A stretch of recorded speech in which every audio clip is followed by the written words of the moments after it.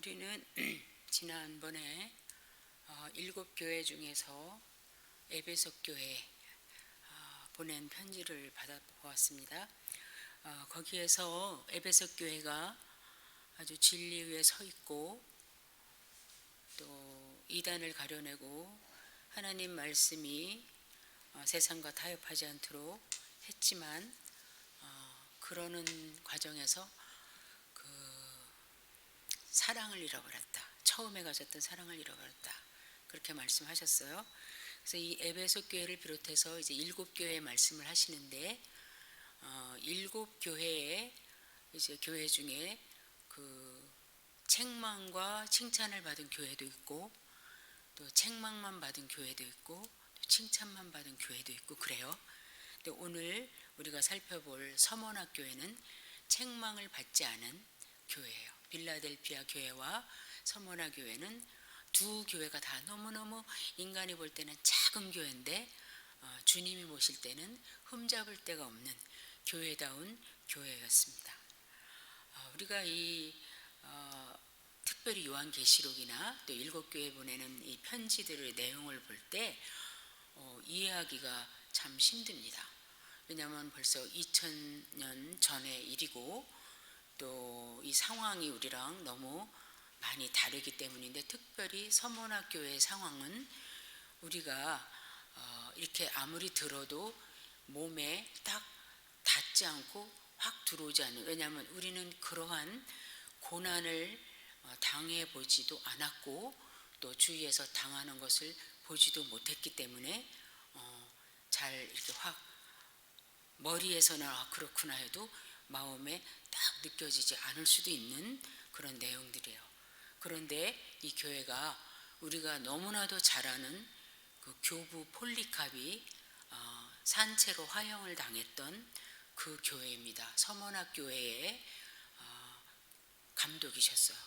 사도 요한의 친제자고 그 다음에 서머나 교회의 감독을 50년 동안이나 하셨는데 오늘 주께서 하신 이 말씀대로 정말 죽도록 충성하다가 화형을 당해서 순교하신, 그런데 그분이 첫 번째 순교자가 아니라 12번째 순교자라고 주석가들은 이야기합니다.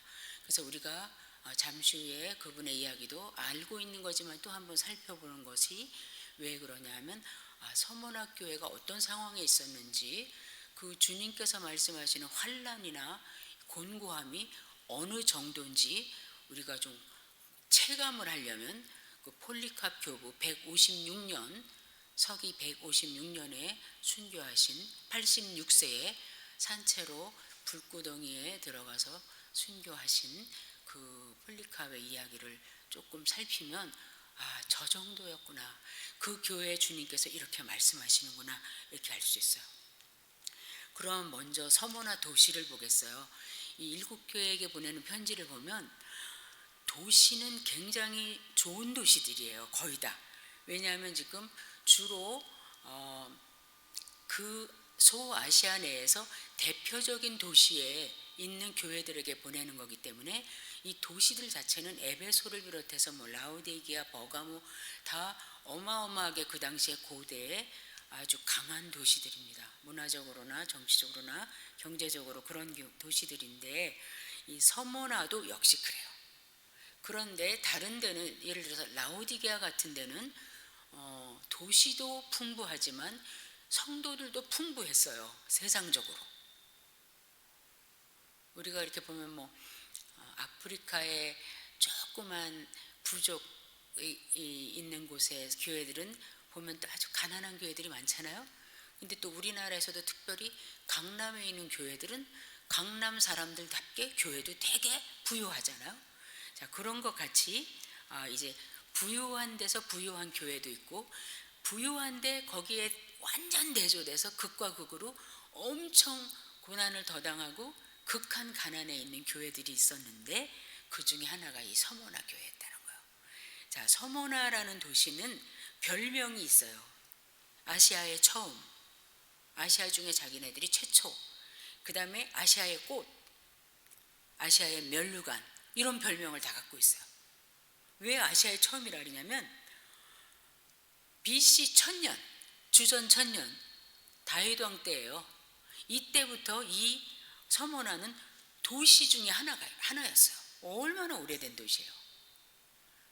자, 그러니까 주님이 지금 이 부활하신 주님이 편지를 보내실 당시에는 벌써 1000년이 지난 도시란 말이죠. 그래서 아시아의 최초 도시 중에 하나예요. 에베소와 버가모와 더불어. 그 다음에 너무도 재밌는 것이 도중에 한 500년 지나서 완전히 부서졌었어요. 그래서 조그만 마을만 남고 도시가 완전히 멸망됐어. 그래서 죽었다 그래 자기들이. 그랬다가 300년 후에 290년 정도 후에 다시 신도시로 재건축된 도시예요.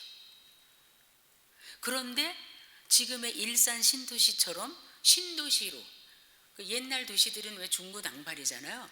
근데 여기는 완전 폐허됐다가 다시 지었기 때문에 너무너무 포장도로서부터 시작해서 도서관, 체육관, 무슨 음악당 이런 것들이 딱 이렇게 갖추어져 있는 신도시였어요. 그래서 완전 죽었다가 이렇게 아시아에서 대표되는 도시로 됐기 때문에 자기들이 스스로 뭐라 그러냐면 우리 서머나는 죽었다가 다시 산 도시야, 그렇게 얘기해요. 근데 우리 예수님께서 당신을 드러내실 때 나는 죽었다가 산 자다. 대개 이제 예수님께서 당신을 드러내실 때 교회마다 그 특징에 맞게 제가 전에도 말씀드렸잖아요. 사랑이 많이 필요한 사람에게는 주님이 당신이 사랑의 주님이라는 것을 많이 또 어필해 주시고, 또 너무 막 사는 사람들에게는 나는 공의의 하나님이라는 것을 드러내 주시듯이 여기서 그렇게 하시는 것을 또 볼 수 있어요. 이 편지를 받을 당시에도 서문화는 아까 말씀드린 대로 아시아의 관이다, 그 다음에 아시아의 꽃이다 그랬어요. 왜 더 그랬냐면 각종 유명한 신들의 신전은 그 꼭대기 산에 다 있었어요. 이 서문화는 지금 2021년에도 터키의 아주 유명한 항구 도시예요. 이즈미르라고 이름이 바뀌었는데, 지금 이 7교회가 7도시가 있던 그 도시 중에 지금까지 왕성하게 살아서 찬란하게 빛나는 도시가 바로 이 서모나예요. 이즈미르라는 도시로 지금 있는데, 거기에서 그 제우스 신전부터 시작해가지고 신전이 아주 많았던 그런 곳이에요. 그래서 자기들 스스로 우리는 완전히 아시아에서 최고다 이렇게 했던 데인데, 여기는 뭐로 유명하냐면 우리 기독교인 관점에서 볼 때 다른 거는 뭐 볼 거 없고 황제 숭배 중심지예요. 황제 숭배를 어느 정도 했냐면 황제 숭배를 위해서 최초로 신전을 지은 도시인데 12개의 도시에서 컴피티션을 했어요. 서로 경쟁을 해가지고 1등을 해서 11도시를 다 제치고 황제 숭배를 위한 티베리우스 황제를 위한 그 신전을 지은 도시예요. 그래서 자기들은 그것이 우리에게 지나친 영광입니다.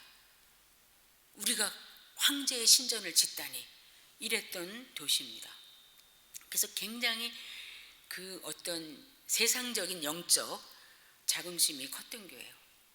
그러다가 그게 이제 자그마치 AD 23년에 지었대요. 예수님 돌아가시기도 전이에요. 그렇게 일찍이 졌는데, 이제 도미티안 황제 때 지금 이 요한계시록이 기록된 요한을 반모섬에 보냈던 그 왕이 제 황제가 도미티안이잖아요. 그 통치 때 이르러서는 로마의 모든 시민에게, 그전에는 그냥 지어놓고 원하는 사람이 갔는데 도미티안이 통치할 때 81년에서 96년 이 사이에는 모든 로마 시민이 다 가서 1년에 한 번은 적어도 거기서 그 황제를 신상화한 그 상 앞에서 제물을 드리고 또 거기서 향을 피고 그렇게 했어야만 됐어요. 그 의무인데, 그거를 하고서 중요한 건 뭐냐면 그걸 하고서 꼭 말을 했어야 돼요. 전에도 말씀드렸지만 가이사는 주십니다 이렇게 외쳐야 돼요. 우리가 예수는 주십니다 이렇게 하잖아요. 가이사는 주십니다 이렇게 말하는 것까지 했을 때 정부에서 증명서를 발급해 주는 거예요. 당신은 로마 시민의 의무를 다 했습니다. 증명서를 발급해 주는 거예요. 그러면 기독교인들이 이거 할 수 있어요, 없어요? 못 하잖아요. 기독교인들은 오직 예수 그리스도만 주시고 하나님만 주신데 거기 가서 향불 피는 건 둘째고 거기 가서 입으로 고백을 해야 되는 거예요. 가이사는 주십니다. 그러긴데 그거를 거부한 거죠. 그래서 기독교인들에게 이 서머나는 정말로 위험한 도시였어요. 살아남을 수가 없어요.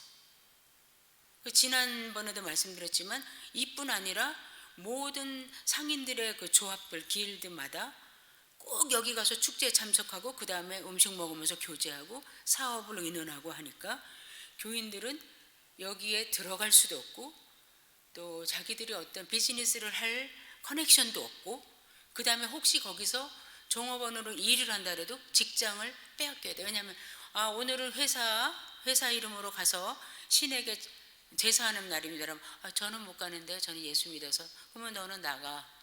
이렇게 되는 거니까 견뎌야 할 것들이 하나둘이 아니었어요.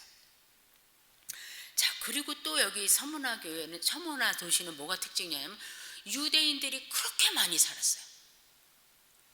유대인들이 엄청 많이 살았는데 이제 교회를 통해서 그 유대인들 중에 일부가 이 나사렛 예수를 믿는 거예요. 지금 유대인들은 기독교가 이단이라고 생각하는데 그걸로 자꾸 빠져가고 그 다음에 그 사람들의 그 새로 기독교인이 된 사람들의 영향력이 엄청 큰 거예요. 그러니까 유대인들이 너무너무 크리스찬들을 싫어했어. 그리고 자기들이 그 로마 제국에 이렇게 좀 타협하고 이래야 되는데 이 기독교인들 때문에 전혀 참 방해를 많이 받았어요. 그래서 보면 우리가 사도행전이나 또 바울 서신에 보면은 또 베드로 전후서도 보면 얼마나 그 유대인들이 그 기독교인이나 아니면 교회 또 특별히 복음 전하는 이 사도 바울 같은 분들을 막 끝까지 그죠? 뭐 데살로니가에서 뭐 베레아까지 쫓아와서 막 동네를 바꿔가면서 그렇게 아주 크리스찬들을 박해하고 또 비방하고 여기도 보면 비방했다 그러잖아요. 그렇게 했어요. 그래서 이 지금 서머나 도시에 있는 교회들이 가지고 있는 큰 어려움은 큰 대적자가 두 종류가 있었는데 황제 숭배를 강조하고 그것을 당연히 여겨야지 하고 자꾸 쳐다보고 그러는 그 이방인들이 대적자였고 박해자였고 그 다음에 유대인들이 이 사람들을 이단시하고 또 자꾸 참소하고 조롱하고 그런 집단이었어요. 그래서 이따가도 말씀드리겠지만 폴리캅 그 교부가 화형당하는 날이 토요일이었어요. 안식일이죠. 유대인들에게는. 그럼 유대인들은 안식일 때 요 전기 요것도 끄면 안 되거든요. 스위치도.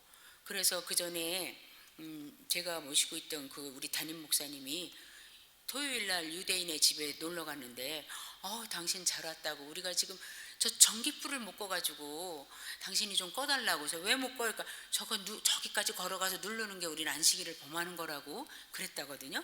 자, 그런 사람들인데 이 폴리캅 교부를 화형시킬 때 장작불을 많이 피워야 되잖아요.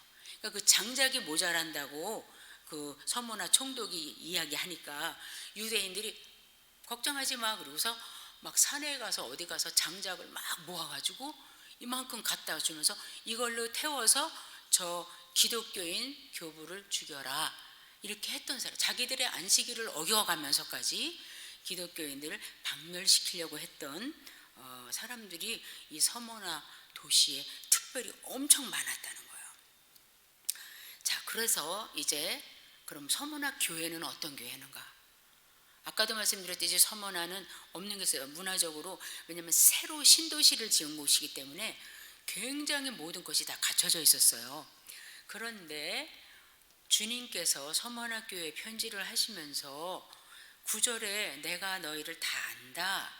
항상 그러시죠. 교회마다 다 안다 그러시는데 에베소 교회는 이런 걸 안다 그러시는데 여기서는 뭘 안다고 하시냐면 9절에 보면 나는 너의 환난을 알고 너의 그 궁핍을 내가 안다. 그렇게 말씀하세요. 그러니까 서머나 교회는 주님이 아시는 것이 뭐냐면 서문화교회는 환난당하고 있다. 서문화교회는 너무너무 가난해. 그게 지금 주님이 알고 계시는 거예요. 본인들도 알고 있었겠지만 주님께서 보실 때 정말 내가 알지. 너희는 환난을 당하고 있어. 그리고 정말 세상적으로 너무 궁핍해. 그거 다 알아. 이렇게 말씀하세요. 근데 여기 환난과 궁핍이라는 이 단어가 보세요. 야고보서나 베드로서 이런 데 보면 너희가 여러 가지 모양으로 환난을 당한다. 그죠? 너희가 당하는 환난이 너무너무 많다. 이렇게 해서 우리가 보면 환난들이라고 해야 될 것 같잖아요. 근데 여기에 주석가들도 그러고 이제 그 원본에 보면 환난이라는 말이 단수로 쓰여져 있는 거예요. 그러면 지금 서문학교회가 여기서 나온 것만 해도 환난 당하죠. 궁핍 가난하죠. 또 조금 있다 보면 또 시험 받는다 그러죠. 옥에 들어간다 그러죠. 화형 당하죠. 막 왕따 당하죠. 환난 들여야 되잖아요. 근데 환난이라고만 하세요. 여기에 참 큰 의미가 있는 거예요. 우리는 나는 이 환난 당하는데 너는 무슨 환난을 당하니? 이렇게 우리 물을 수 있어요. 그렇지 않으면 나는 환난이 한두 가지가 아니야. 이럴 수 있잖아요. 그런데 성경에서 특별히 계시록에서 크리스찬이라 하면 그리스도를 따르는 사람들이라 하면 환난 그 자체가 우리하고 같이 다녀야 되는 말이라는 거예요. 그러니까 여러 가지 환난을 당하든 뭐하든 그리스도의 이름 때문에 예수님을 믿는 그 믿음을 지키려다가 받는 모든 환난이 다 여기 들어가 있는 거예요. 그러니까 다시 말하면 환난은 크리스찬들에게 일상의 라이프 스타일인 거예요. 이게 우리하고 지금 너무 왜 예수 믿으면 잘 되고 다 영혼도 잘 돼야 되고 몸도 잘 돼야 되고 범사가 다 잘 돼야 되는 거 아니야? 그리고 이렇게 환난 당하다가 피해 주셔야 되는 거 아니야? 그런데 성경에서는 분명히 크리스찬들에게 환난은 일상의 우리의 라이프 스타일이다. 우리가 매일 밥 먹는 거하고 똑같다. 그런 말씀이에요. 세상에 있는 동안은 당연히 세상 나라와 하나님의 나라 사이에서 우리가 세상에 있는 동안에는 세상으로부터 저항을 받고 박해를 받을 수밖에 없다.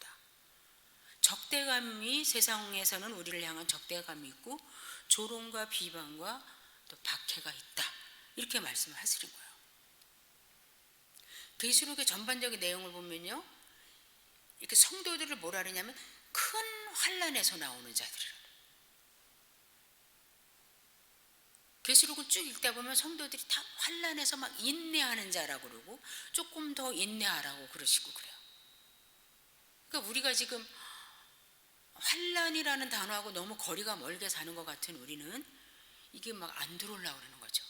그러나 원래 오리지널리 진짜 근본적으로 우리 크리스찬들은 이 환난이 그리스도로 인해서 우리의 일상에 어떤 사인같이 그렇게 돼야만 한다는 거죠.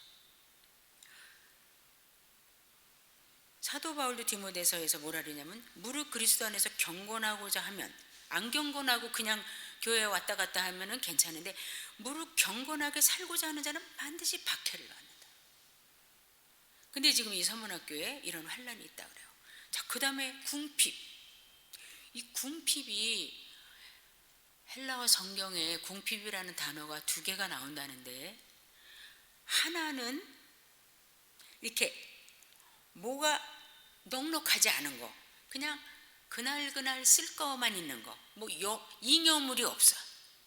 그런 궁핍, 남는 게 없어요. 그래서 하루하루 살아가는 그런 궁핍이고 또 하나는 아무것도 없는 거. 아주 극한 가난. 아무것도 없는 거예요. 그냥 일용할 양식도 없는 상태. 근데 지금 그 단어가 여기에 쓰여졌다는 거예요. 굉장히 빈궁하고 아주 절대 빈궁 속에서 살았던 서문화교회예요. 밖에만 나가면, 교회 밖에만 나가면 서문화라는 도시는 휘황찬란한 도시야. 근데 서문화교회 성도들은 환난이라는 그 대명사 아주 큰 덩어리 속에 살고 있고 특별히 재정적으로 엄청나게 빈곤한 그런 교회였는데 주께서 그거를 내가 안다 그러시는 거예요. 자, 그런데 그 다음에 보면 그렇게 가난한데 근데 내가 또 뭘 아느냐면 실상은 너가 굉장히 부유한 사람, 부유한 교회야. 부유하다고 하세요. 영적으로 부유하다는 거고 하나님으로 인해서 풍성하다는 거고 세상의 재물로 계량이 되지 않는 그런 부유함이 있다는 거죠. 이것도 또 우리가 이해가 잘 안 되려고 할 때 저가 송명희 시인의 그 시 공평하신 하나님 거기에 보면 뭐라고 그래요? 굉장히 빈곤해요. 보세요. 나 가진 재물 없으나 가난하죠. 나 가진 지식 없으나 세상적인 지식 없죠. 나 남에게 있는 건강 있지 않으나 건강도 없죠. 아주 지금 초라해집니다. 그런데 나 남이 가진 것 있으니 이게 이제 부유함이죠. 뭐가 있는가?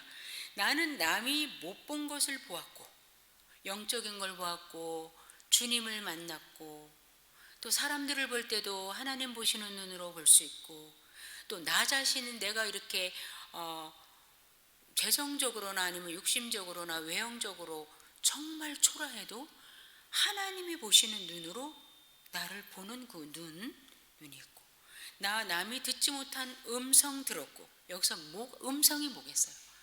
하나님을 만났다는 거죠.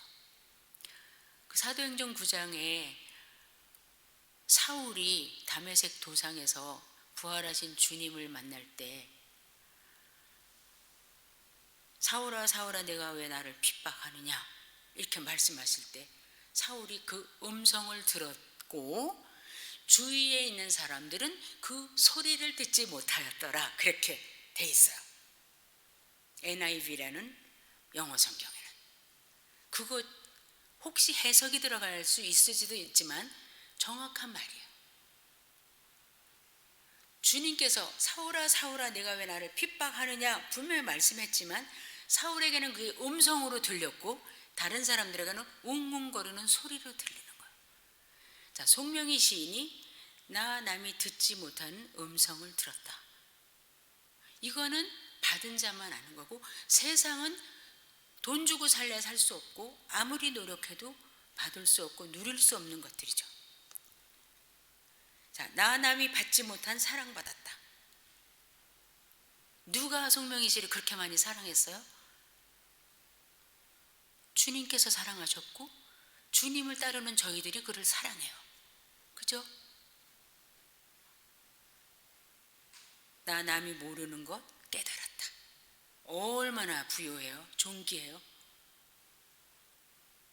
성경에서 에베소서도 그렇고 보면은 사도 바울께서도 보면 정말 크도다 넓도다 깊도다 하늘과 땅에 속한 풍성한 은혜를 너희에게 이미 주셨으니 뭐 이렇게 하나님의 말씀이 선포를 하는데 과연 우리가 거기에 대해서 정말 맞아요 아멘이에요 이렇게 우리는 말하고 있는가? 제가 이 송명희 시인의 시를 보면서 생각했어요. 만약에 송명희 시인 같은 그런 형편에 있는 우리들인데 주께서 너는 남이 보지 못한 걸 봤잖아. 남이 갖지 못한 걸 가졌잖아. 너는 남이 갖지 못한 사랑도 받잖아. 그럼 맞아요. 나는 되게 부유해요. 이렇게 우리는 하겠는 거 아니면 아니죠. 나는 이것도 없잖아요. 저것도 없잖아요. 힘들잖아요. 내 모습을 보세요. 초라하잖아요. 이렇게 말하는가. 제가 여기서 생각을 좀 많이 했어요. 과연 주께서 우리에게 향하여 선포하시는 대로 우리도 우리를 보면서 그렇게 선포할 수 있는가? 지금 서문학교회가 환난과 궁핍 중에 있는데 예수님께서 실상은 너가 엄청 부유한 교회고 부유한 성도들이야. 그러면 서문학교회 사람들이 주님 지금 우리가 주의 이름을 지키다가 지금 이 풍성한 도시에서 이렇게 가난뱅이로 살고 이러는데 말이 돼요? 이렇게 했을까? 아니면 맞습니다. 우리는 누구 못지않게 부유하고 풍성한 복을 누리는 사람들입니다.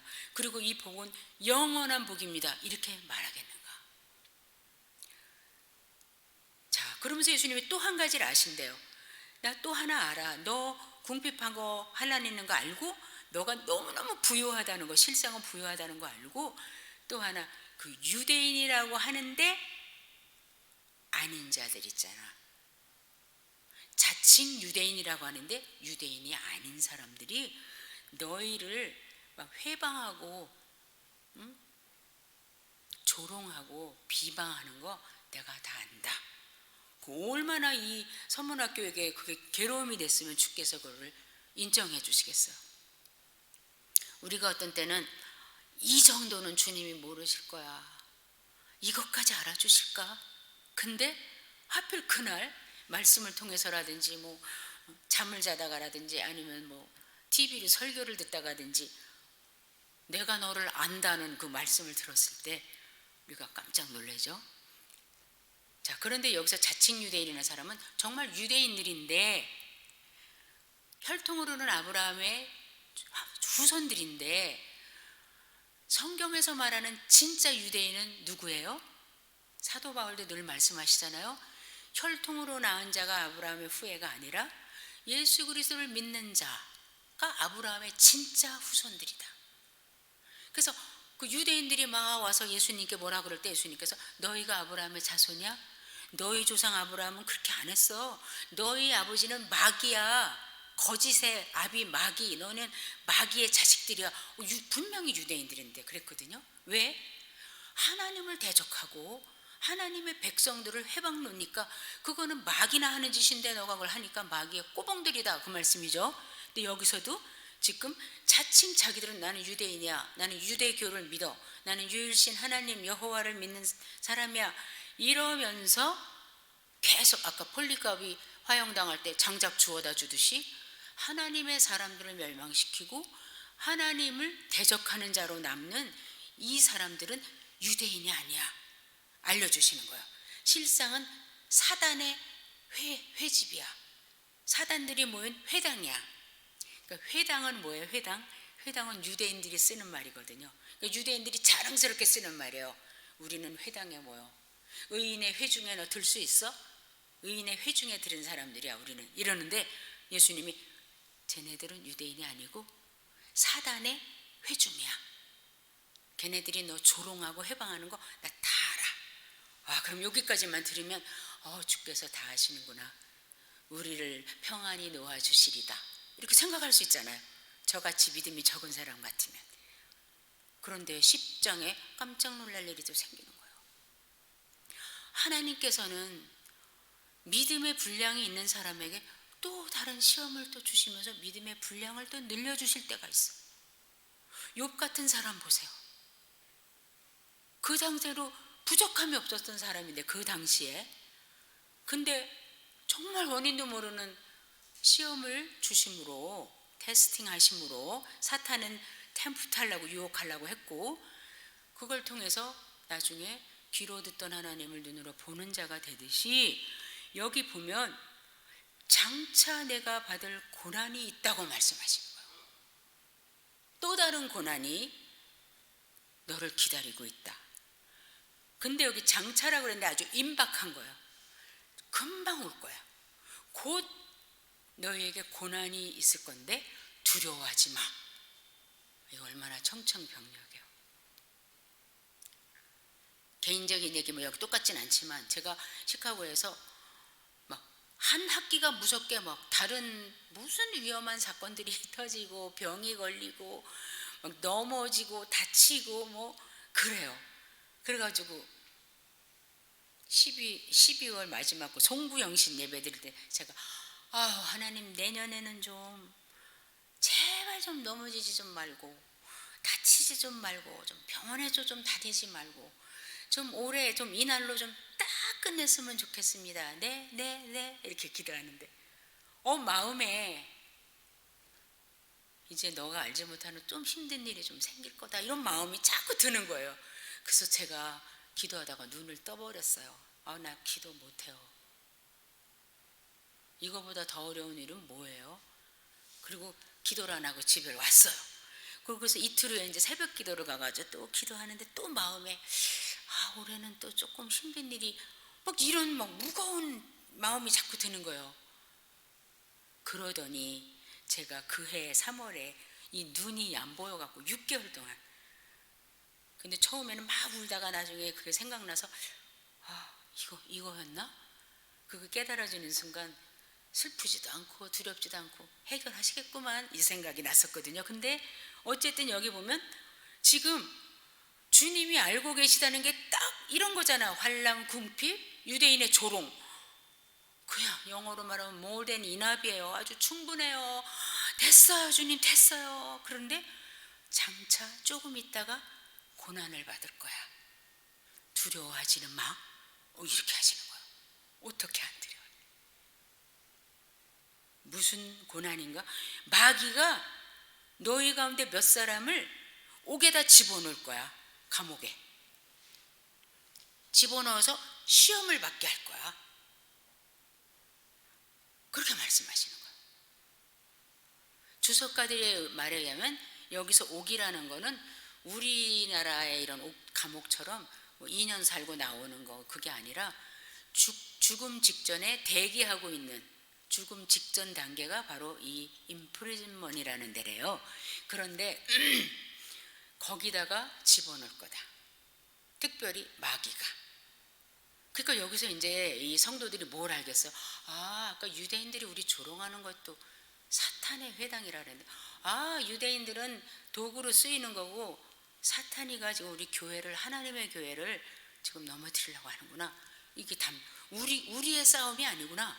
이게 하나님과 마귀의 싸움이구나. 뭐 넉넉히 이기지, 이런 담대함이 생기지 않겠어요? 자, 그런데 마귀가 너희들 중에 며칠 옥에 던져서 시험을 받게 할 것이다. 뭘 시험해요? 야, 너희가 그래도 믿어?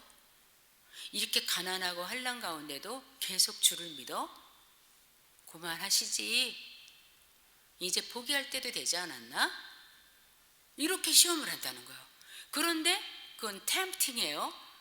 미혹해서 넘어뜨리려고 그러는데, 이때 하나님은 테스팅을 하신다는 거예요. 그 마귀가 유혹하는 걸 통해서 하나님은 그걸 다시 반전을 일으키셔가지고 너희의 믿음이 참으로 어떠한가 스스로 시험하고 한 단계 더 높이는, 욥같이 그렇게 할 거다.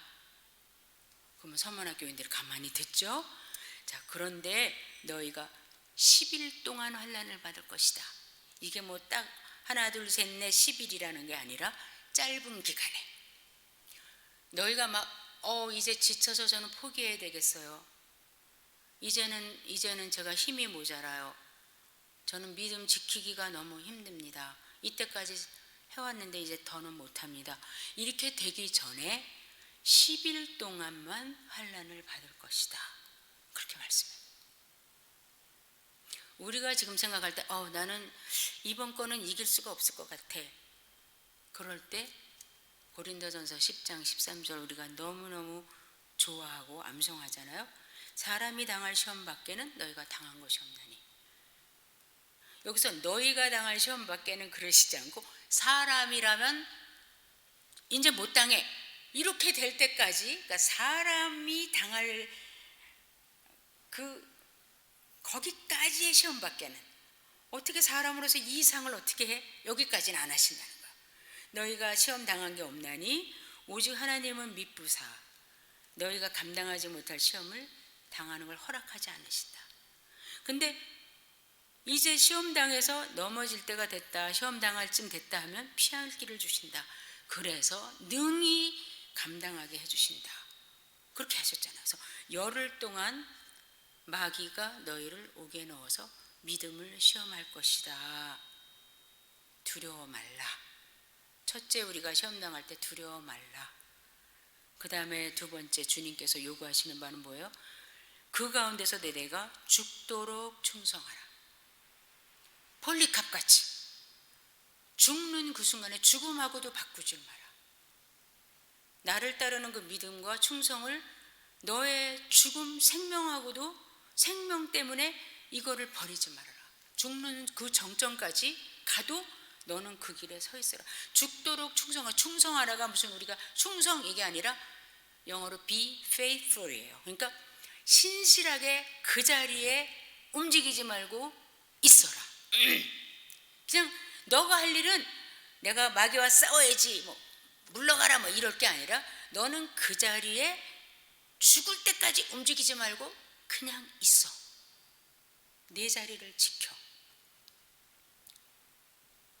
그러면 이제 죽는 데까지 가라는 건 죽으라는 거잖아요.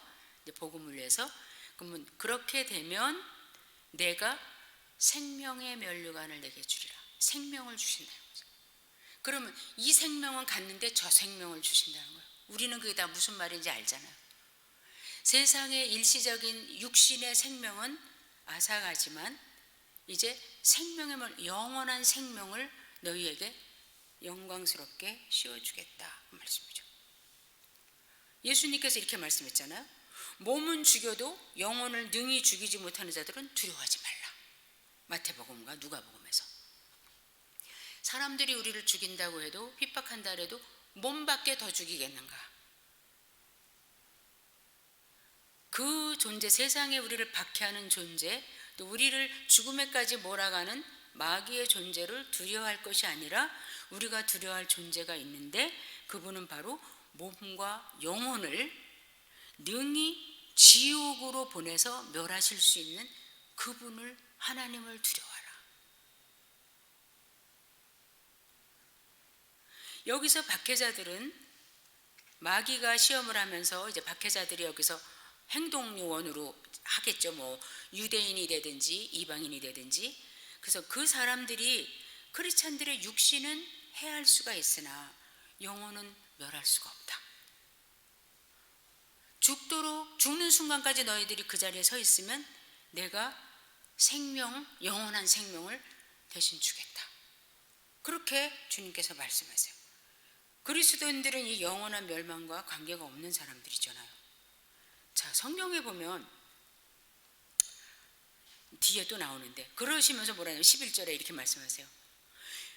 이기는 자에게 주시는 상급 둘째 사망의 해를 받지 않으리라.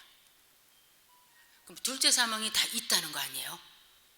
히브리서에 보면 사람이 한 번 나서 죽죠. 근데 죽은 이후에 심판이 있으리라 그러잖아요. 죽는 거는 다 죽어요. 우리도 죽고 세상 사람도 죽고 다 죽는데 그 후에 심판에서 둘째 사망이라는 게 있다는 거예요.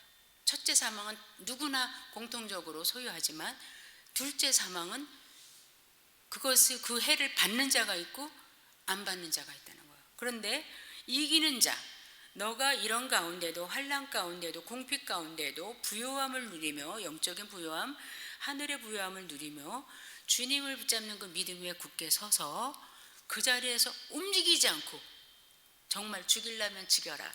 폴리캅처럼 그렇게 할 때 거기서 육신이 죽는 것 같지만 너는 영생을 얻을 것이며 또 이 지금 박해자들이 받을 둘째 사망의 해 아주 무서운 거죠. 둘째 사망으로 당하는 그 많은 고통들 그것들을 당치 않게 하시리라 그렇게 말씀하세요. 근데 요한계시록에서 이 둘째 사망의 해, 둘째 사망을 뭐라고 말씀하냐면 뒤에 가서 꺼지지 않는 불못, 불연못이 바로 거기에 가는 것이 바로 둘째 사망이라 이렇게 말씀해요. 그래서 이제 폴리캅의 이야기를 조금 볼게요. 자, 이렇게 황제 숭배를 강조하고 의모하고 안 하면은 막 서로 고소하고 그러는데 당연히 폴리캅도 고소를 당했어요. 근데 이날은 토요일이었고 거기에 큰 짐나지움 그 체육관이 있었는데 거기서 아주 막 우리로 말하면 막 무슨 야구 대회, 미국으로만 뭐 농구 리그 같은 거를 하는 그런 게임이 있던 날이었는데 거기에 있는 사람들이 폴리밤을 끌어내서 죽이자는 그 말이 나왔었어요. 자, 그래서 폴리캅이 이제 잡혀왔는데 거기 그 서머나에 파송된 로마의 총독이 이렇게 말해죠. 신상 앞에서 한 번만 제물, 딱 한 번만 제물 드리고 그냥 한마디만 가이사는 주님이시라 이렇게만 말하면 너는 화형도 면할 것이고 구원받을 것이다. 지금이라도 늦지 않으니 그리스도를 비방하고 그를 모른다고 부인해라. 그럼 내가 너를 놓아줄게. 이렇게 했어. 그때 우리가 많이 알고 계시는 폴리캅 교부의 대답이에요. 86세세요. 내가 86년간 예수 그리스도를 섬기고 믿어왔는데 86년 동안 그 예수님이 나한테 해롭게 하거나 나를 섭섭하게 하거나 나한테 그렇게 하신 적이 피해를 주신 적이 한 번도 없어. 나는 그분으로 인해서 구원받은 자인데도 나를 주님이 그렇게 섭섭하게 하시고 해를 주신 적이 없는데 하물며 나의 주인이시여 왕이시여 나의 구세주이신 예수님을 내가 어떻게 배반을 해? 그러면서 더 큰 소리로 말했어. 내가 하는 말 똑똑히 들어. I am a Christian 이렇게 말했어요. 나는 그리스도인이야. 그게 무슨 말이야? 그리스도인에게는 그런 질문하는 거 아니야. 이거보다 더 강한 말은 없죠. 누가 뭐라 할 때 나는 뭐 그거 아니고 나 교회 다니거든. 끝나는 거죠. 나 예수 믿는 사람이거든. 끝나는 거죠. 그러니까 예수 믿는 사람이니까 그 말 하지 마. 그랬죠. 여기서 나는 그리스도인이요 이렇게 했어요. 그러니까 이제 그 사람이 당신 그냥 죽이는 것도 아깝고 저 동물한테 가는 것도 당신은 좀 아까운 것 같으니까 그냥 화형에 처하겠어. 장작에다 불 쏴가지고 당신 살아있는 채로 갖다 집어넣겠어. 그랬더니 폴리캅 교부께서 이렇게 말씀하셨어요. 당신은 1시간 정도만 타다가 딱 꺼져버릴 저 불로 나를 위협하고 있는가? 악인들을 위해서 예비된 장차올 심판과 영원한 불은 모르는가? 그렇게 했어요. 나를 태우는 불은 1시간이면 꺼지지만 당신을 비롯한 악인들을 향한 영원한 심판과 꺼지지 않는 형벌의 불을 알고 있어 모르고 있어. 이렇게 죽음의 직전에서도 복음을 증거하셨어요. 뭘 주저하는고 빨리 할 일을 해라. 그래서 장작더미를 쌓았고 거기서 불 태워서 순교를 당하셨는데 아까 말씀드린 대로 이날 이제 뭐 전설 같은 이야기인데 장작불은 다 탔는데 아직도 폴리캅이 타서 죽지를 않으신 거예요. 그래서 이 장작이 필요하다 막 이러니까 이 유대인들이 걱정하지 마. 그날 안식일인데 우리가 가서 충분히 가져올게. 그리고 갔다가 마지막 화형하는데 도움을 줬다는 거예요.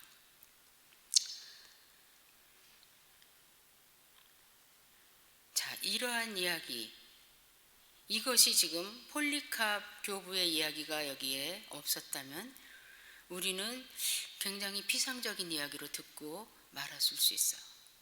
그런데 분명한 역사적인 사실이고 또 서머나의 교회가 이러한 가운데 있으면서도 믿음을 지켰어요. 그래서 그 역사가들에 의하면 정말 서머나 교회는 아주 오래까지 굉장히 지속이 됐었다고 해요. 이 폴리캅 교부는 예수님께서 이 편지를 쓰실 때 폴리캅 교부는 나이가 26살이었어요. 서머나교회 성도였는지 아닌지 모르겠어요. 26살에 이 편지를 만약에 회중 앞에서 읽었다면 들었겠죠. 그리고 10년 후인 36살부터 86세까지 50년 동안 서머나교회 교부로 감독으로 계셨어요. 근데 이 말씀이 선포된 후에 정말 60년 후에 폴리캅은 이 말씀 그대로 주께서 죽도록 충성하라. 내가 생명의 면류관을 내게 주겠다. 이기는 자는 둘째 사망은 해를 받지 않는다. 이대로 간 거예요. 근데 이 폴리캅 교부를 보면서 서머나 교회 성도들도 이렇겠구나. 이렇게까지 하면서 궁핍하게 어디 취직도 안 돼. 그 다음에 이 유대인들,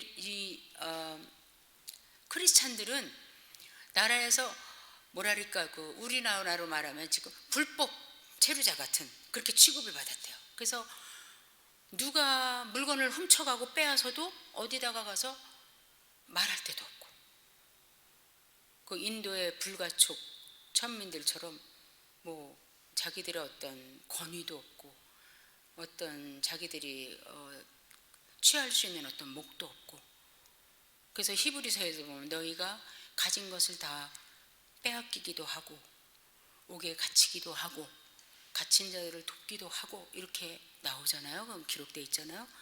자, 그러한 가운데도 주님은 말씀하시는 거예요. 주님이 서문학교에 당신을 이렇게 드러내잖아요. 나는 처음이요 나중이라. 또 나는 죽었던 자고 살아난 자다. 그러니까 서문학교의 성도들은 주님께서 나는 이런 주다, 너희가 지금 믿고 신앙을 지키고 있는 그 대상인 주 예수는 이러한 존재다. 나는 처음이요 나중이야. 내가 역사를 주관해. 너희 고난당하는 거 다 알고 너희의 장래를 내가 다 알고 너희가 앞으로 둘째 사망의 해를 받지 않을 것도 알고 영원히 살 것도 다 안다. 나는 역사의 주다. 내가 너희를 보고 있다. 너희는 나를 꼭 붙잡고 있다. 얼마나 이 말씀 한 절만 들어도 너무 힘이 되는 말씀이에요. 그 다음에 나는 또 죽었었는데 살아서 너희에게 지금 말하고 있다. 그러니까 죽음을 무서워하지 마라. 두려워하지 마라. 그냥 조금 환난당하고 풀려나면 그것도 오케이. 그런데 이건 죽음이 아니면 해결이 안 되네, 폴리카프 교부처럼. 그러면 거기까지 가. 왜냐하면 너희들에게는 둘째 사망이 없거든. 계속 살거든. 둘째 사망이라는 건 너희들에게 없거든. 부활하시고 영원히 살아 계신 주님이 바로 서문학교에 편지하는 그분이라는 것을 말씀해 주십니다. 이 음성이 있었길래 주님께서 자신을 계시해 주는 이 계시의 말씀이 있었기에 서문학교에는 든든히 이기고, 이 말씀을 받은 지 60년이 지나도 폴리카프 교부가 그렇게 그대로 주님의 말씀에 그대로 기쁨으로 영광스럽게 그걸 영광으로 여기면서 그렇게 순교를 하신 거예요. 그러면 우리로 말하면 담임 목사님이 그렇게 하신 거 아니에요. 그러면 성도들은 또 얼마나 또 우리 목사님 돌아왔을까, 우린 도망가자. 그게 아니라 야, 우리도 저 소망을 가지고 이기자. 이것이 바로 7교회 하나의 서문학교에 주신 말씀인데, 교회마다 주실 때 주께서 또 똑같은 말씀을 하나 하시죠. 귀 있는 자는 성령이 교회들에게 하시는 말씀을 들을지어다. 교회들에게. 그러면 이 말씀은 에베소 교회도 들어야 되고 버가모 교회도 들어야 되고 우리 하늘소망교회도 들어야 되는 말씀이에요. 지금은 평안하나 언제 우리가 박해와 어려움의 순간이 올 수도 있어요. 안 와도 준비하고 있고, 그러한 순간이 올 때 우리도 이렇게 나는 처음이요 나중이라. 내가 죽었다가 살아났다. 죽도록 충성해라. 너는 둘째 사망을 갖지 않고 영원히 산다. 나는 역사의 주인이다. 나는 너를 본다, 안다. 그렇게 말씀하시는 주님을 우리가 마음에 깊이 인식하고 그 주 앞에서 남은 삶을 살게 되길 바랍니다. 기도합니다. 아버지 하나님, 감사합니다. 교회를 사랑하시고 우리는 부족한 모습이 많지만 교회를 교회답게 불러주시고 또 교회답게 만들어주시는 주님 감사합니다. 우리의 어려운 것, 또 약한 것, 또 모자라는 것, 또 때로는 강한 것, 우리의 장점도 다 아시는 주님, 우리를 계속 가르쳐 주시고 우리 또 하늘소망교회도 주께서 기뻐하시는 이 교회의 모습으로 선진들의 뒤를 잘 따라갈 수 있도록 또 우리 개개인도 그렇게 붙잡아 주시옵소서. 주님만 사랑하는 또 위의 것을 찾고 사는 영원한 것으로 인해서 정말 이 땅의 순간적인 것들을 또 귀히 여기지 않는 저희들 될 수 있도록 도와주시옵소서. 예수님 이름으로 기도합니다. 아멘.